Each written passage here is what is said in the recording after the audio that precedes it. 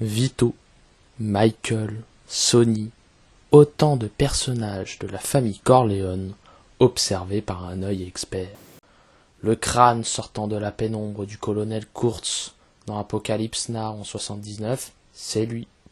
Le saxophone illustrant la solitude de l'espion Harry Cole dans Conversation secrète en 74, c'est encore lui. Le chat assis sur les genoux de Vito dans Le Parrain en 72, c'est toujours lui.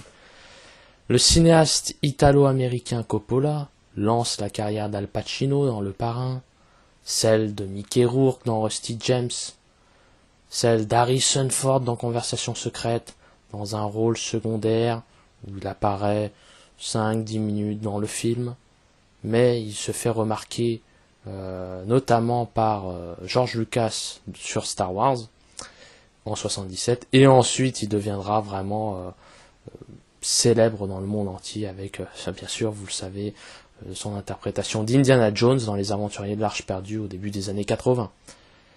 Il lance la carrière de Tom Cruise dans Outsiders en 83. Il ne faut pas oublier qu'avant Top Gun et l'héroïsation de Tom Cruise devenant star planétaire, il a débuté chez Coppola 3 ans avant, en 83, dans ce film Outsiders. Mais Coppola, il a aussi lancé la carrière de Jim Carrey et celle de Nicolas Cage dans Peggy Sue s'est mariée, un film de 86. Et Nicolas Cage est un membre de la famille Coppola. Donc Coppola, c'est un sens du détail, créant des personnages marquants. Ce sont des visages charismatiques soigneusement choisis.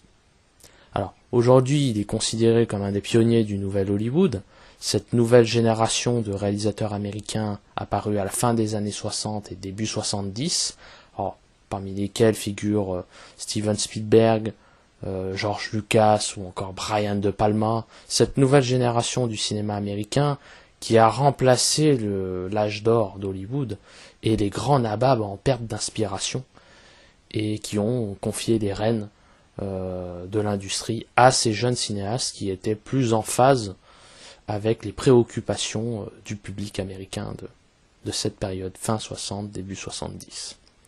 Alors, Coppola, il fut pas toujours reconnu par ses pairs, hier critiqué, aujourd'hui adulé, l'homme aux 2 Oscars du meilleur film, 2 Oscars du meilleur réalisateur, 2 Palmes d'Or au Festival de Cannes, connu un début de carrière difficile, et c'est ce que nous allons découvrir dès à présent.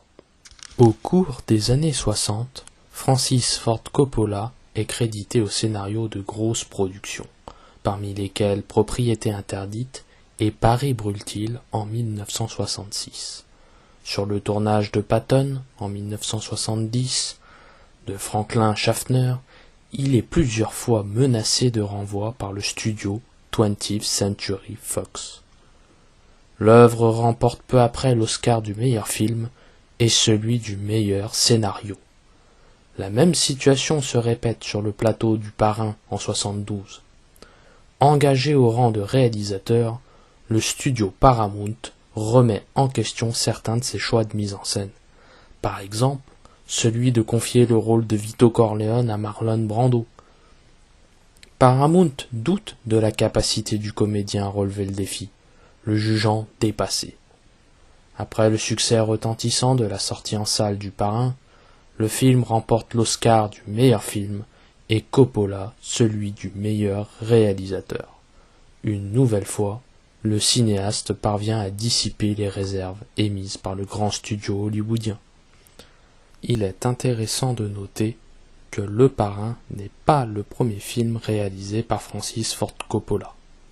Auparavant, il y eut Dementia 13 en 1963, son premier film, une œuvre d'horreur affirmée. Ensuite, il y eut Big Boy en 66, La Vallée du Bonheur en 68, une comédie musicale avec Fred Astaire dans le rôle titre, et en 69, Les Gens de la pluie. À présent, nous allons analyser la séquence d'ouverture du Parrain. Un homme écoute attentivement hors champ le discours d'un individu venu se confier. D'abord invisible, il devient par un léger travelling arrière une silhouette surgissant dans la pénombre. Qui est-il? La scène pourrait se dérouler dans un confessionnal. Les personnages pourraient être un pêcheur et son confesseur. Ce sont les premières minutes du parrain. Rien ne laisse présager qu'il s'agit d'un parrain de la mafia sicilienne et d'un homme lui demandant de commettre un meurtre. Le visage de Vito Corleone apparaît brutalement en contre-champ. Vêtu d'un smoking et d'une rose, il n'a rien d'un prêtre. La réussite de Coppola tient à cette image. En mettant en scène sous une forme religieuse la rencontre entre Vito Corleone et un Italo-américain souhaitant se venger, Coppola se révèle lui-même en réalisateur rigoureux. En magnifiant le visage de Marlon Brando, acteur considéré comme appartenant au passé par la Paramount, il ressuscite la légende de celui-ci. En ressuscitant celle de Marlon Brando, Coppola entre lui-même dans la légende. Par sa manière de mettre en scène le personnage de Vito Corleone, d'abord invisible, puis une silhouette et enfin un visage, le cinéaste parvient à se faire un nom et à créer un héros mythique. Un cinéaste naît, un acteur ressuscite, un personnage entre dans la culture populaire. En somme, la scène d'ouverture du Parrain est à l'image de l'ensemble du film, une révélation.